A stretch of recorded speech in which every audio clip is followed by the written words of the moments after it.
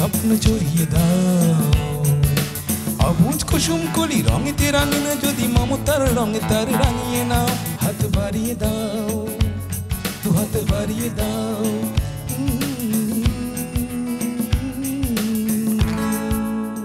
সুপ্রিয় দর্শক, আমন্ত্রণ জানাচ্ছি অটিজম এবং অন্যান্য প্রতিবন্ধিতা নিয়ে RTV নিয়মিত আয়োজন বার্জার পেইন্টস হাত বাড়িয়ে দিলাম অনুষ্ঠানে। আর আপনাদের সাথে আছি আমি সৈয়দা মুনিরা ইসলাম। দর্শক, আমাদের নিউরো ডেভেলপমেন্টাল ডিসঅর্ডারে যে শিশুরা রয়েছে তারা তাদের মূল সমস্যা অর্থাৎ অটিজম, ডাউন সিনড্রোম, সেরেব্রাল পলসি অথবা বুদ্ধি প্রতিবন্ধিতার পাশাপাশি আনুষঙ্গিক আরও অনেকগুলো সমস্যায় ভুগে থাকে। এগুলোর মধ্যে অন্যতম একটি সমস্যা হচ্ছে এপিলেপসি অথবা খিঁচুনি কিংবা মৃগীরোগ। দর্শক, সঠিক সময় যদি এপিলেপসি নিয়ন্ত্রণ করা না যায় তবে শিশুরা মারাত্মক ক্ষতির সম্মুখীন হয়ে থাকে। বার্জার পেইন্টস হাত বাড়িয়ে দিলাম অনুষ্ঠানের আজকের এপিসোডে আমরা এপিলেপসি কী, কেন হয়, কিভাবে এপিলেপসি নিয়ন্ত্রণ করা যায় সেই বিষয়গুলো নিয়ে জানব। পাশাপাশি আমাদের বাংলাদেশের প্রতিবন্ধী ভাই বোনদের সার্বিক জীবনমান উন্নয়নে পরিবার, সমাজ, রাষ্ট্র সর্বোপরি আমাদের প্রত্যেকের কী দায়িত্ব এবং কর্তব্য রয়েছে সেই বিষয়গুলো নিয়ে আলোচনা করব আমাদের আজকের এপিসোডে। দর্শক, আর এই আলোচনায় অংশ নিতে আমাদের স্টুডিওতে উপস্থিত আছেন ডাক্তার নাজমুল হক, শিশু বিশেষজ্ঞ এবং শিশু নিউরোলজিস্ট, অ্যাসিস্ট্যান্ট প্রফেসর, শিশু নিউরোলজি বিভাগ, national institute of neurosciences and hospital, Dhaka. আর উপস্থিত আছেন কাউসার জামাল, সদস্য ইউএস বাংলাদেশ বিজনেস কাউন্সিল, প্রতিষ্ঠাতা ও সিইও অ্যাসেন্ট টেক ও জুবারপে, পাশাপাশি তিনি একজন সমাজকর্মী।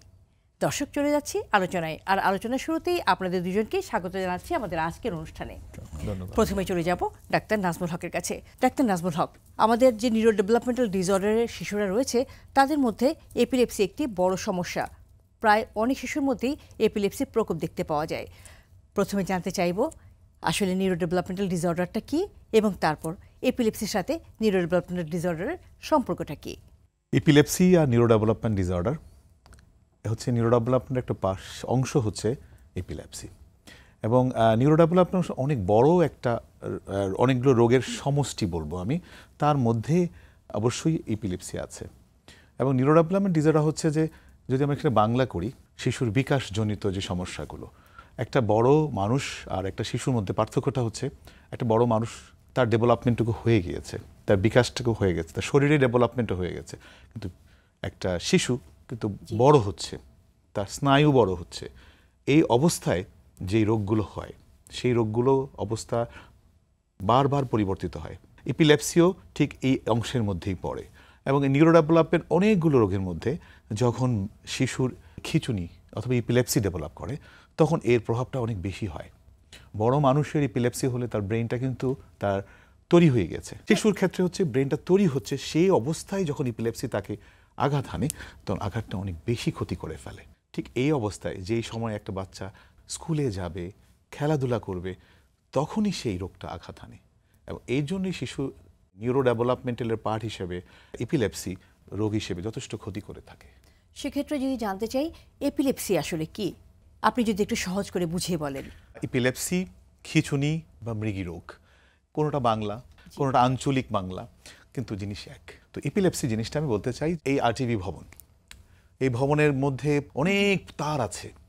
আমাদের যে মস্তিষ্কটা অনেক ধরনের আমি বলবো তার দিয়ে কাজ করছে, ইলেকট্রিক্যাল কাজ হচ্ছে, কিন্তু যেটাকে আমরা বলি অ্যাকশন পটেনশিয়াল, আমাদের ভাষায় আমরা বলি। হ্যাঁ, তো হঠাৎ করে একটা জায়গায় সার্কিট, আপনার আগুন ধরে গেল, আমরা বলি না যে শর্ট সার্কিট, খুব কমন টার্ম, ইংলিশ হোক সবাই বুঝে। এপিলেপসি ঠিক ওইরকমই একটা জিনিস। হাজার হাজার মেকানিজম হচ্ছে ব্রেনের মধ্যে, প্রোটন, ইলেকট্রন আপনার কাজ করছে। এগুলো কিন্তু আমাদের ব্রেনকে হঠাৎ কোনো একটা অংশে যদি ওই যে শর্ট সার্কিট হয়ে যায়, সেটাই এপিলেপসি। খিঁচুনি কাদের হয় এবং কোন বয়সে হয়? শিশুর খিঁচুনি রোগটা মায়ের পেটে থাকা অবস্থায় শুরু হতে পারে। মানে সংখ্যাটা শুধু জন্মের প্রথম দিন তা মায়ের পেটে বুঝতে পারে। মা অনেক সময়, যাদের নাকি কয়েকবার ডেলিভারি হয়েছে, আগের বাচ্চা তো এত কাঁপতো না, এই বাচ্চা কেন কাঁপছে, সে তখনও বুঝতে পারে যে বাচ্চার ভিতরে খিঁচুনি হচ্ছে, ফিটাল এপিলেপসি।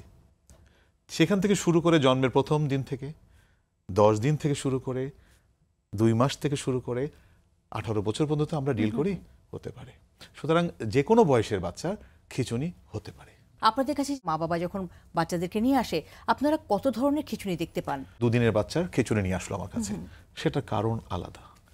এই একই বাচ্চা 2 দিন বয়সে যখন আমরা আমাদের কাছে আছে, তখন আমরা অনেক সময় 2 দিন থেকে 10 দিনের বাচ্চা খিঁচুনিকে আমরা বিশেষ ধরনের একটা খিঁচুনি, যেটাকে বলি আমরা ওতাহারা সিনড্রোম, কমন বাংলাদেশে, একেবারে আনকমন না। ঠিক একই বাচ্চা খিঁচুনির ধরনটা চেঞ্জ করে ঠিক 1 বছর যখন হলো, এটাকে আমরা একই বাচ্চাকেই আমরা আরেকটা রোগে আক্রান্ত বলছি, সেটাকে ওয়েট সিনড্রোম। ঠিক একই বাচ্চা যখন 4 বছর বয়স হচ্ছে, খিঁচুনির ধরনও চেঞ্জ হয়ে গেছে, ধরন চেঞ্জ, সেই একই মানুষটাকেই 4 বছর বয়সে ল্যানোক্স গ্যাস্ট্রিক সিনড্রোম বলছি।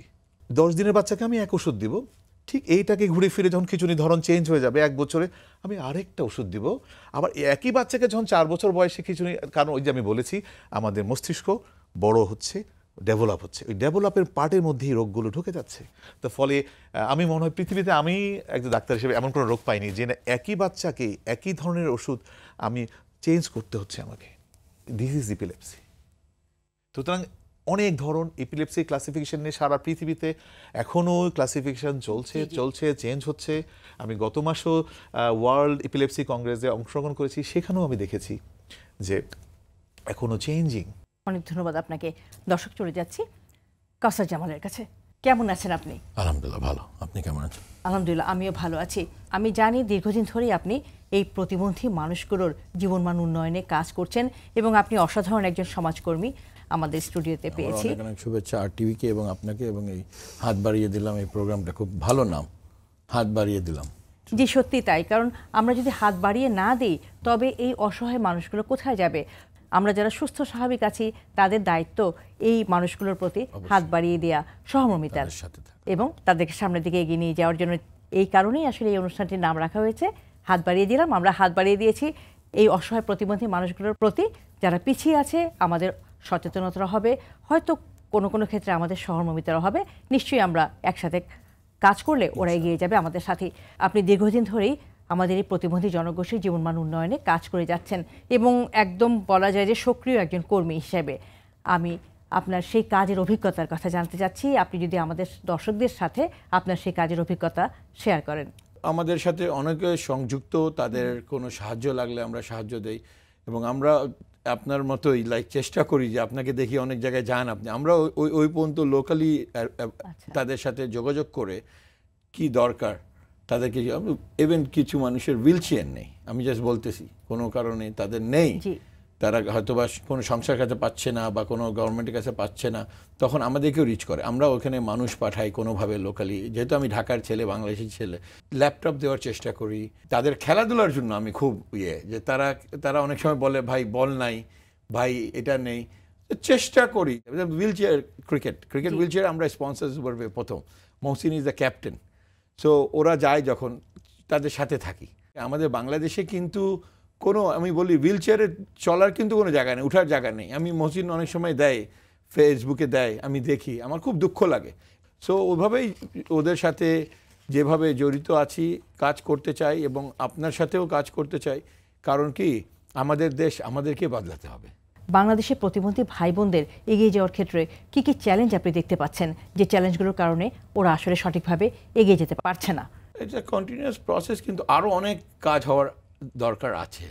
তাদের ইন্টিগ্রেশন টু দ্য, আমি যেটা বলি যে ইকোনমিতে আপনি দেখবেন খুব কম, তাই না? তাদের তো কর্মসংস্থানও তৈরি করতে হবে। তো আমাদের খুব একটা এটাতে কাজ হচ্ছে না। এবার আমার মনে হয় গভর্নমেন্ট লেভেলে অনেক কাজ করার আছে এখানে। হ্যাঁ, ট্রেনিং সেন্টারের কথা বলেন, তাদেরকে শিক্ষা দেওয়ার কথা বলেন, তাদেরকে কর্মসংস্থানে আনার কথা বলেন। এখন বসে কিন্তু একজন প্রতিবন্ধী, আমি জানি সে ল্যাপটপ নিয়ে সে টাকা বানায়, ফ্রিল্যান্সার। হ্যাঁ, এটা কিন্তু অনেক বড় একটা ব্যাপার। তাকে আমরাই কিন্তু ছোটোভাবে একটা ল্যাপটপ দিয়েছি। হ্যাঁ, এটাকে আমরা 100 না 1000 না 10,000 মানুষকে দিতে চাই, কিন্তু তাকে তো আমাকে ট্রেন করতে হবে, শুধু ল্যাপটপ দিলে তো হবে না, তাই না? তো ওইখানে গভর্নমেন্টের অনেক কাজ আছে করার। অনেক ধন্যবাদ আপনাকে চমৎকার করে বলার জন্য। ডাক্তার নাজমুল হক, আপনি বলছিলেন যে নানা রকমের খিঁচুনি দেখতে পাওয়া যায় আমাদের এই বিশেষ চাহিদা সম্পন্ন শিশুদের মধ্যে। আপনি যদি একটু বিস্তারিত বলতেন, কারণ আমরা এটাও শুনি অনেক খিঁচুনি নাকি আছে যেটা খালি চোখে দেখা যায় না। উত্তরটা নেব, তবে একটি বিরতি নিয়ে ফিরে। দর্শক, অটিজম এবং অন্যান্য প্রতিবন্ধিতা নিয়ে আরটিভি নিয়মিত আয়োজন বার্জার পেন্টস হাত বাড়িয়ে দিলাম অনুষ্ঠানের এই মুহূর্তে নিয়ে নিচ্ছি ছোট্ট একটি বিরতি। ফিরছি কিছুক্ষণের মধ্যেই, আমাদের সঙ্গে থাকুন।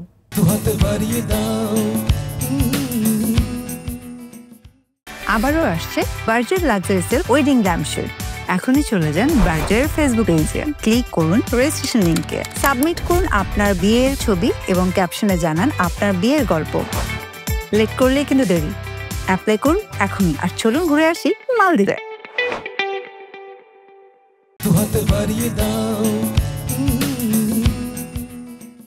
সুপ্রিয় দর্শক, বিরতি শেষে আবারও সবাইকে আমন্ত্রণ জানাচ্ছি অটিজম এবং অন্যান্য প্রতিবন্ধিতা নিয়ে আরটিভি নিয়মিত আয়োজন বার্জার পেন্টস হাত বাড়িয়ে দিলাম অনুষ্ঠানে। দর্শক, আবারও ফিরছি আলোচনায়। ডাক্তার নাজমুল হক, বিরতিতে যাবার আগে যে প্রশ্নটি আপনার কাছে ছিল, আপনারা কাজ করছেন দীর্ঘদিন ধরে বিশেষ চাহিদা সম্পন্ন শিশুদেরকে নিয়ে, তাদের মধ্যে কি ধরনের খিঁচুনি দেখতে পান? সাধারণ জনগোষ্ঠী বা বাচ্চাদের মধ্যে যেই ধরনের খিঁচুনির প্রকোপ দেখা যায়, একই ধরনের খিঁচুনিগুলোও কিন্তু অটিজমের বাচ্চাদেরও দেখা যায়। তো আমরা খিঁচুনিকে প্রধান দুটো ভাগে ভাগ করি, একটা হচ্ছে ফোকাল, একটা হচ্ছে জেনারেলাইজ। যদি আমি সহজ করে বলি, ফোকাল হচ্ছে যে খিঁচুনিগুলো একদিকে হচ্ছে, ওর হাত পা এক পাশে খিঁচুনি হচ্ছে। আরেকটা হচ্ছে প্রথম থেকেই সারা হাত পা জুড়ে তার খিঁচুনিটা হচ্ছে, চোখটা ঠিক উপর দিকে উঠে যাবে। আর যেটা আরেকটা ধরনের বললাম, সেটা হচ্ছে চোখটা একদিকে যাবে, মুখটা একদিকে বাঁকা হয়ে যাবে। আমরা এই এতটুকু দেখেই কিন্তু কোনো পরীক্ষা নিরীক্ষা ছাড়াও আমরা চিকিৎসা শুরু করে দিতে পারি যদি খিঁচুনি। এবং আরও একটা জিনিস, যে মোবাইল ফোনের কথা বলছি, যদি আমাকে এসে খিঁচুনি বা মৃগী রোগের বাবা মারা খিঁচুনির বর্ণনাটা ঠিকমতো না দিতে পারে, তাহলে কিন্তু আমি মিসগাইডেড হয়ে যাব কোন দিকে যাব। কিন্তু এই মোবাইল ফোন, যারা 2বার 3বার 4বার খিঁচুনি হয়েছে, তারা একটু অভ্যস্ত হয়ে যায়, তখন সাহসী হয়ে যায়, তখন তারা ভিডিও করে নিয়ে আসে। এবং আপনি বিশ্বাস করবেন না, সে নেত্রকোনা, কুড়িগ্রাম, সেন্ট মার্টিনস, সেখান থেকেও ভিডিও নিয়ে আসছে আমার কাছে। এবং তাদের পিছনে দেখা যায় বাড়িঘরগুলো ভাঙা চোরা, খুবই গরিব থেকে আসতেছে, তারা চিকিৎসার জন্য ঢাকায় আসতেছে, প্রান্তিক অঞ্চল থেকে। এবং আমার মোবাইলে অনেক অনেক ভিডিও জমে গেছে। আপনি ভিডিও তো দেখছেন, আপনার বাচ্চা খিঁচুনি হচ্ছে, এইটা তো মিস হবে না। এবং আমার সময় পরীক্ষাও লাগে না, আমরা দেখে বলে দিতে পারবো যে এটা কোন ধরনের ওষুধ লাগবে। কারণ এক সাইডে যে খিঁচুনি হবে তার জন্য একটা ওষুধ, যদি আবার এই ওষুধের যদি উল্টাপাল্টা হয় তাহলে কিন্তু কাজ করবে না। তবে সঠিক ওষুধের ব্যবহারটা খুব ইম্পর্টেন্ট। দর্শক, এটাও খুব গুরুত্বপূর্ণ একটা বিষয় এই মুহূর্তে ডাক্তার নাজমুল হক যেটা বললেন, যে খিঁচুনির ধরনের উপর নির্ভর করে ওনারা ওষুধ অ্যাডভাইস করে থাকেন। আরও একটা বিষয় যেটা আমাদের অভিভাবকরা বলে থাকেন, যে ওনারা বুঝতেই পারেননি ওনার সন্তানের খিঁচুনি আছে। সেক্ষেত্রে আসলে কেন বুঝতে পারেননি, সেই খিঁচুনির ধরনটা কীরকম? কিছু সংখ্যক অটিজম অথবা নিউরো ডেভেলপমেন্ট ডিজিজের পেশেন্টকে দেখা যায় যে বাইরের থেকে আপনি খিঁচুনি বুঝতে পারছেন না, জি জি, কিন্তু ভিতরে খিঁচুনি হয়ে যাচ্ছে। হ্যাঁ, সেটাকে বলা হয় ইলেকট্রিক্যাল সিজার। মানে ইলেকট্রিক্যাল অ্যাক্টিভিটিগুলো হচ্ছে ভিতরে হচ্ছে, বাইরে কিছু নাই। আমরা কিছু খিঁচুনি পাই যেটাকে বলে জেলাস্টিক এপিলেপসি। বাচ্চা শুধু হাসবে, কারণে অকারণে শুধুই হাসবে, এটাই তার খিঁচুনি। তার বহিঃপ্রকাশটা হচ্ছে হাসি দিয়ে। তার মানে অনেক ধরনের। তারপরে একটা ছোট বাচ্চা, 10 দিনের বাচ্চা, খিঁচুনি হচ্ছে, হাতে পায়ে কিছু নয়। আমরা তো ভাবি খিঁচুনি মানে জোরে জোরে কিছু হবে, ভায়োলেন্ট কিছু হবে, কপালে কুচকাচ্ছে এরকম নির্দিষ্ট বিরতিতে। আপনি ইউ হ্যাভ টু ট্রিট, তাকে তো ইজিও করতে পারেন, আমাকে চিকিৎসা করতে হবে। তাহলে খিঁচুনির ধরন বলে শেষ করা যাবে না। এজন্যই প্রতি 2 থেকে 5 বছর পর পর খিঁচুনির প্রকারভেদের যে তালিকা সারা পৃথিবীতেই চেঞ্জ হচ্ছে। অনেক ধন্যবাদ আপনাকে। দর্শক, এখন আমরা চলে যাচ্ছি জনাব কাউসার জামালের কাছে। কাউসার জামাল, আপনি যেটা বলছিলেন যে আসলে আপনি তো প্রবাসী একজন বাংলাদেশি, দীর্ঘদিন আমেরিকায় আছেন এবং পেশাগত কারণে আপনাকে বিশ্বের বিভিন্ন জায়গায় ঘুরতে হয়। সেক্ষেত্রে তো আপনার আসলে বিভিন্ন দেশের কালচার, সেইখানকার মানুষ, এদের সাথে পরিচয় হচ্ছে, তাদের সাথে ভাব বিনিময় হচ্ছে, আপনি অনেক কিছু জানছেন। আমি যে আমেরিকার কথাই বলি, সেখানে আসলে প্রতিবন্ধিত বিষয়টাকে আমেরিকা কিভাবে সাপোর্ট দিচ্ছে? আমেরিকাতে খুব নর্মাল করে নিয়েছে। হ্যাঁ, তারা সব রকম সুযোগ সুবিধা দিয়েছে আসার জন্য। তো আমি যেটা বলতেছি যে if you do not normalize them, first thing is a barrier for them to the integration to the society. America সেই ব্যারিয়ারটা ভেঙে দিয়েছে, ঠিক আছে? তাদের জন্য ওর মধ্যে আপনি সব ঠিক আছে, বাট ডিসেবিলিটি বা any type of whatever you call it, আমরা বলি special ability, resource is a very important thing, তাই না? রিসোর্স প্রোভাইড করতে হবে তাদের জন্য। তাদের আলাদাভাবে সুযোগ সুবিধা আছে, তাদের আলাদাভাবে টেকনোলজি টুলস আছে তাদের, হ্যাঁ। So they become better at it. So এটা আমি জানি আমাদের দেশে মানে আমেরিকার funding infrastructure is very different, right? আমাদেরটা, বাট আমাদেরকে বাংলাদেশে শুরু করতে হবে। লাইভ এক্সাম্পল দেই, আমাদের হুইল চেয়ার ক্রিকেটের ক্যাপ্টেন মহসিন, ও অনেক সময় দেয় যে হুইল চেয়ার নিয়ে কোথাও যেতে পারতেছি না। আপনি তো একটা তো হলো যে আপনার প্রতিবন্ধ, ও যে একটা উঠে সকাল থেকে আসছে, আজকে ঢাকায় আসবে, সে একটা জায়গায় উঠতে পারতেছে না, কেউ নাই। ও আমার কিন্তু ওইখানে সব একা চলে, যা চলেছিল।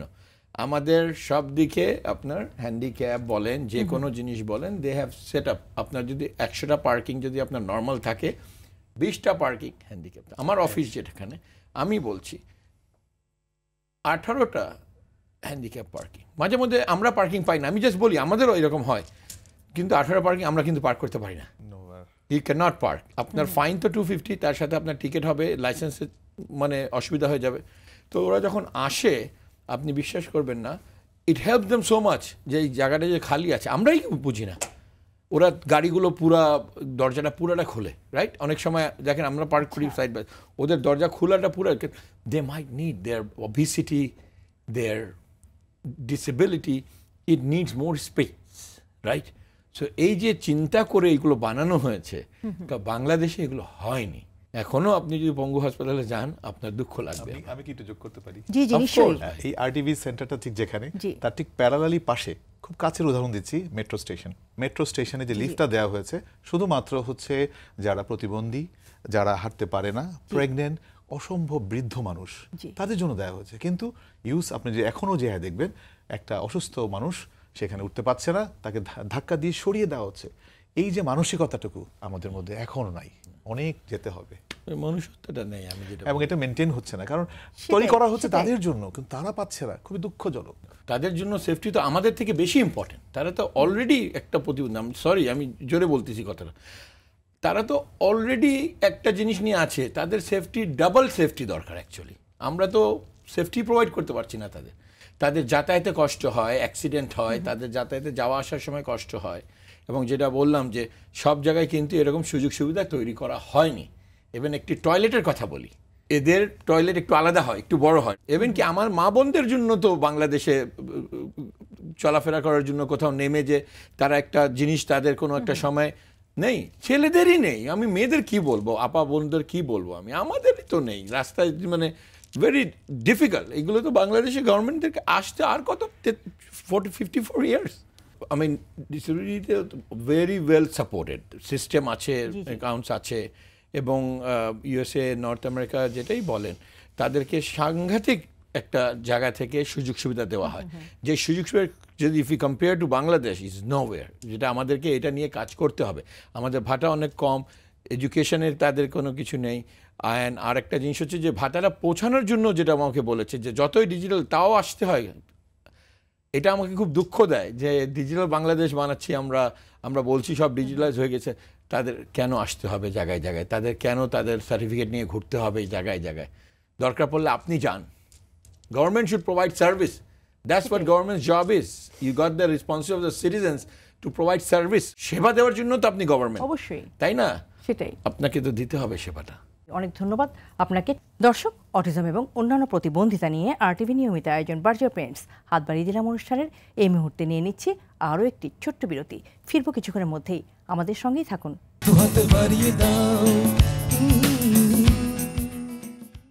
আবারও আসছে Berger luxury silk wedding lampshade.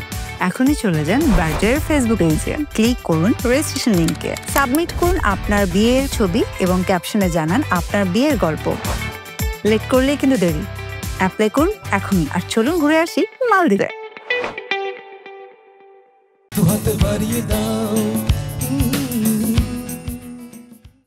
সুপ্রিয় দর্শক, বিরতি শেষে আবারও সবাইকে আমন্ত্রণ জানাচ্ছি অটিজম এবং অন্যান্য প্রতিবন্ধিতা নিয়ে আরটিভি নিয়মিত আয়োজন বার্জার পেন্টস হাত বাড়িয়ে দিলাম অনুষ্ঠানে।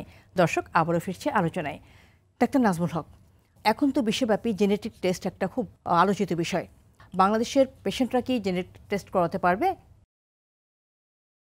রোগীর সেবা দিতে গিয়ে আমরা যে সমস্যাটুকু এখনো ফেস করতে হচ্ছে, সেটা হচ্ছে যে কিছু কিছু রোগের জন্য আমাদের কাছে মনে হচ্ছে যে রোগীর খিঁচুনির ধরন, তার খিঁচুনি এগিয়ে যাওয়া, এইগুলোর ধরন, এবং বাবা মার সাথে আত্মীয় মতো বিয়ে হলে যেই ধরনের রোগগুলো হয়, কিছু ক্ষেত্রে আমাদের জেনেটিক টেস্টের প্রয়োজন হয়।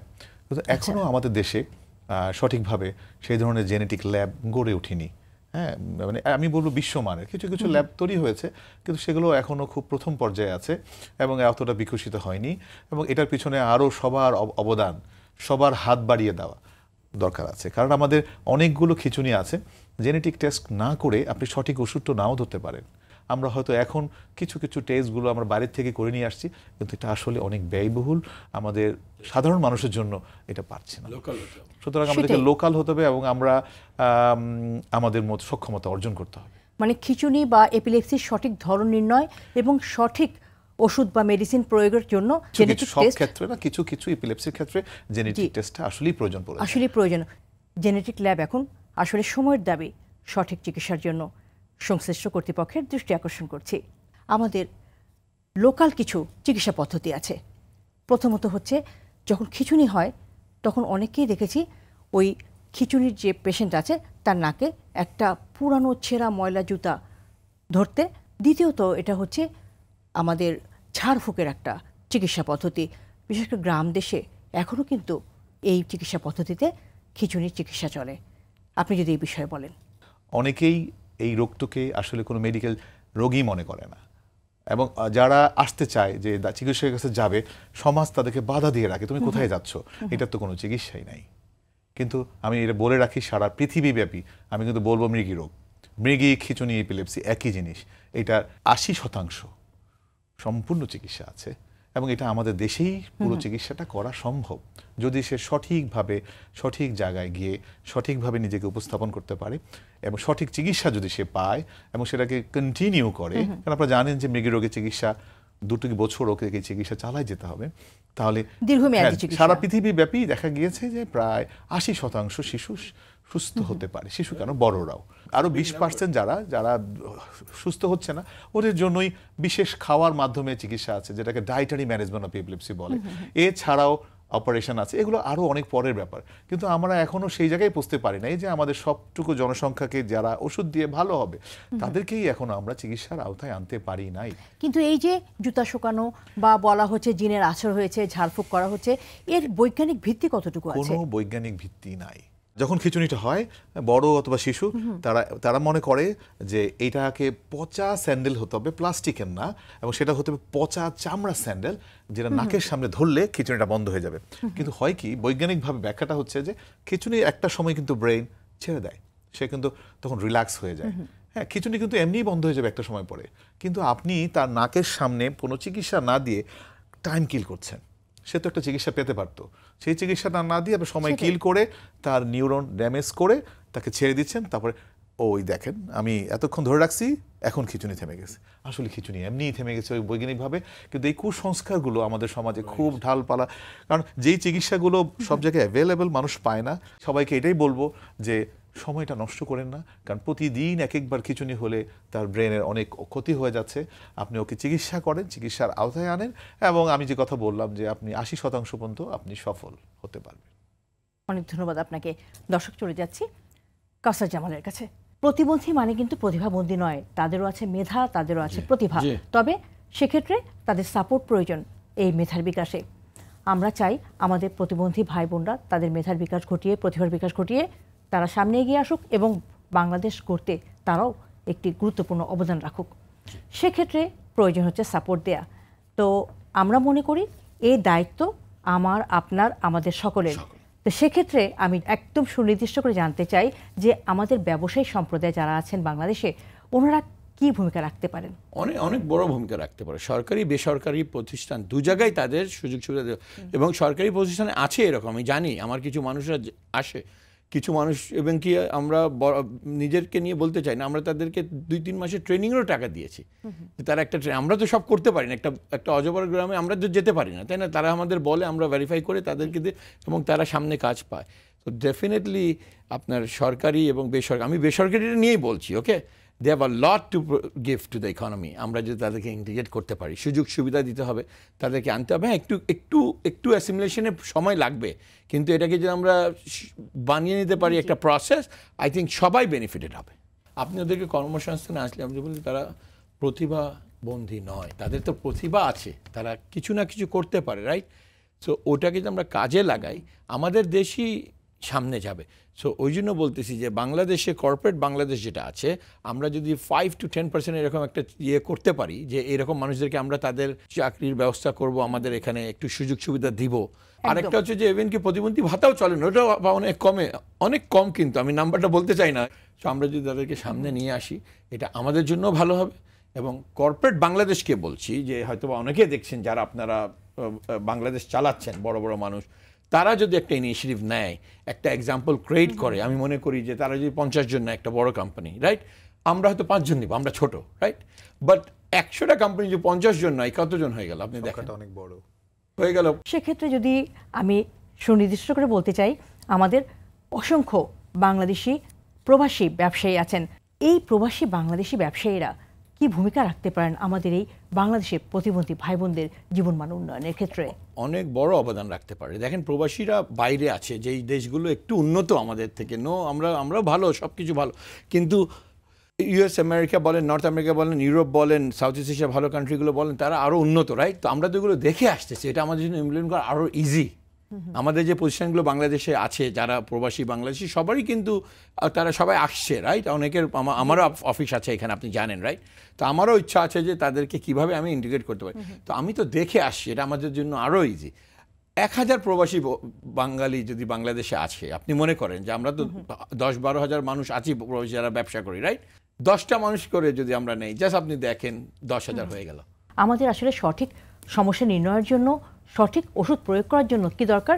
আমাদের জেনেটিক টেস্ট ল্যাব দরকার, কিন্তু আমরা সেই সুযোগ পাচ্ছি না। আমি আপনাকে বলছি, কর্পোরেট এমন বড় গ্রুপ বাংলাদেশে আছে, আমার বন্ধু বান্ধব আপনি জানেন আছে, হয়তো অনেক মানুষ আছে যারা একজন একটা ইনিশিয়েটিভ নিলে কালকে 3 মাস থেকে 6 মাসের মধ্যে একটা ল্যাব করা এখানে সম্ভব। বাড়িয়ে দিলাম হাত, হেল্পিং হ্যান্ড তো, রাইট?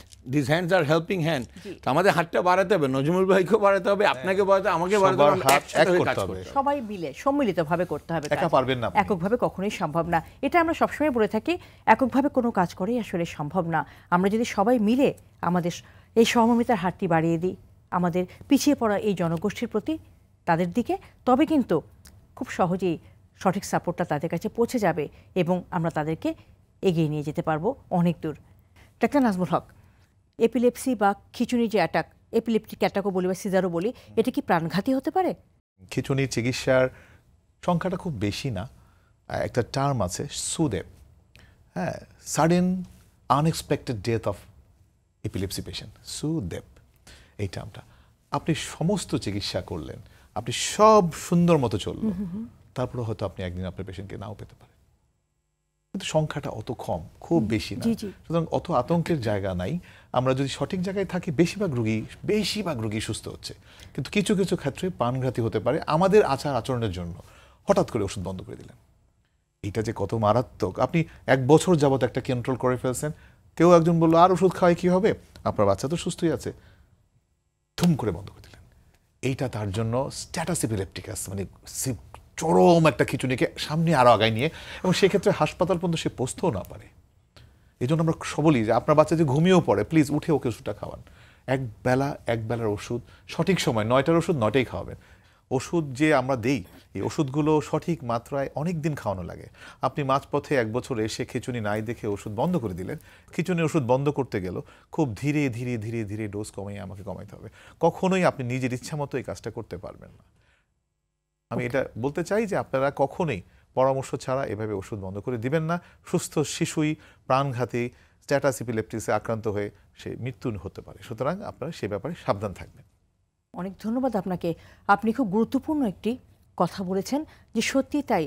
অনেক ক্ষেত্রেই দেখা যায় মা বাবা দেখছেন যে বেশ কিছুদিন সন্তানের খিঁচুনি হচ্ছে না, ওনারা ভেবে নেন যে আমার বাচ্চা তো ভালো হয়ে গেছে, এবং সেখান থেকে পরামর্শ পেতে রেখেই ওনারা এটা বন্ধ করে দেয়। এটা খুবই বড়, আমি বলবো অপরাধ। আমি শিশুর প্রতি একটা বড় করলাম, সে ভালো হয়ে যাওয়ার পথে ছিল, কিন্তু আমি ওষুধটা বন্ধ করে দিলাম। এই খিঁচুনি বা এপিলেপসি বা সিজারের প্রতিকারটা কি? প্রিভেনশন, মানে আমাদের প্রতিরোধ করতে হবে। আমরা তো এত জনগোষ্ঠীকে সবাইকে চিকিৎসা দিতে পারবো না। আপনি কত চিকিৎসা করবেন যদি নতুন নতুন পেশেন্ট হতেই থাকে?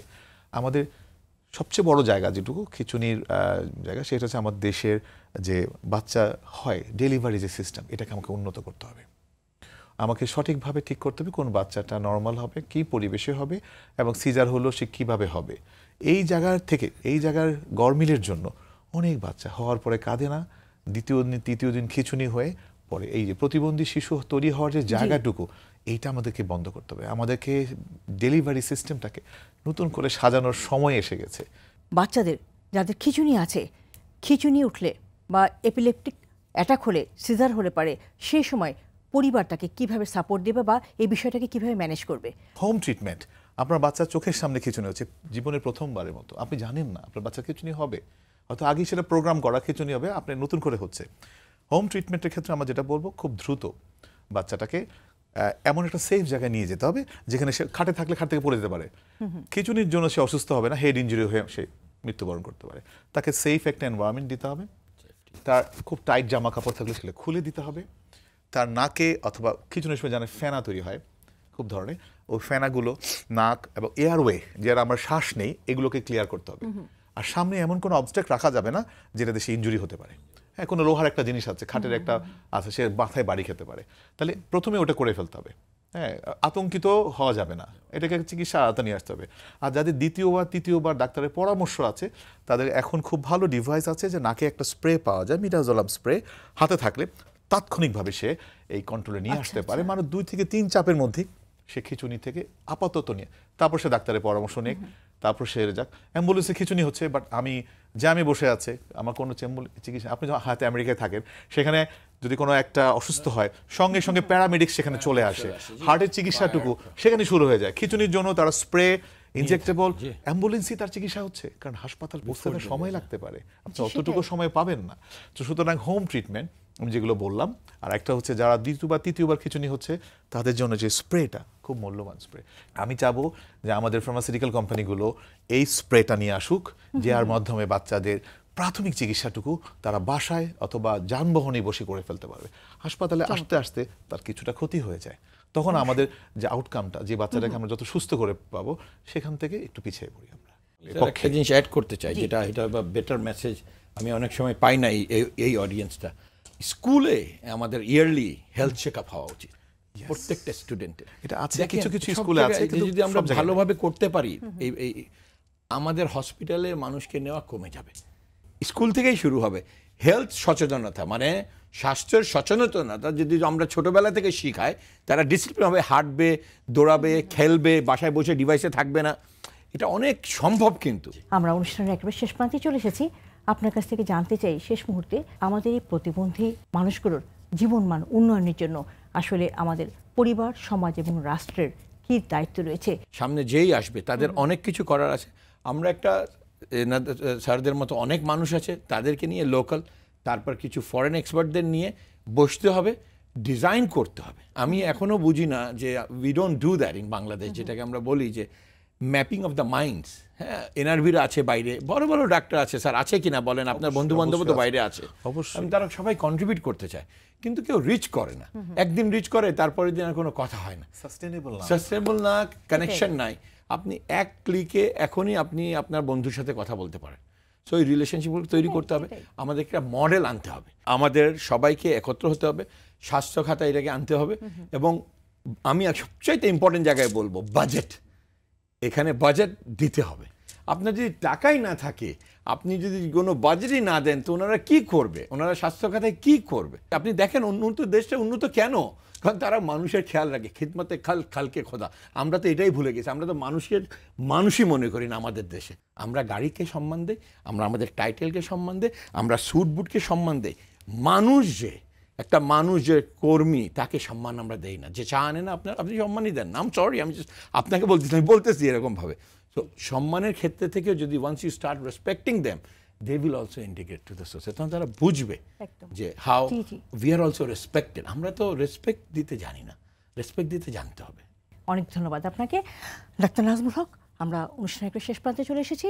নিয়মিতভাবে এপিলেপটিক ড্রাগস দেওয়ার পরেও শিশুর খিঁচুনি হয়ে যাচ্ছে, সমস্যাটা কোথায়? সেক্ষেত্রে আমরা এরকম পেশেন্ট আমাদের কাছে আসে, আসার পর আমরা আবার রিএভালুয়েট করি যে আমার ডায়াগনোসিসটা ঠিক ছিল কিনা।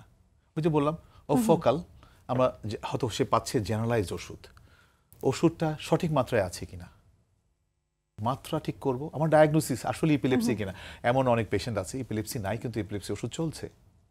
তার মানে কি ইপিলেপসি ওষুধ দিয়ে, ও তো ইপিলেপসি নাই, আমি ইপিলেপসি ওষুধ দিয়ে তাকে আমি কি ট্রিট করব? যেটা হচ্ছে সেটা ইপিলেপসি না। কিছু কিছু বাচ্চা আছে সাডারিং এফেক্ট,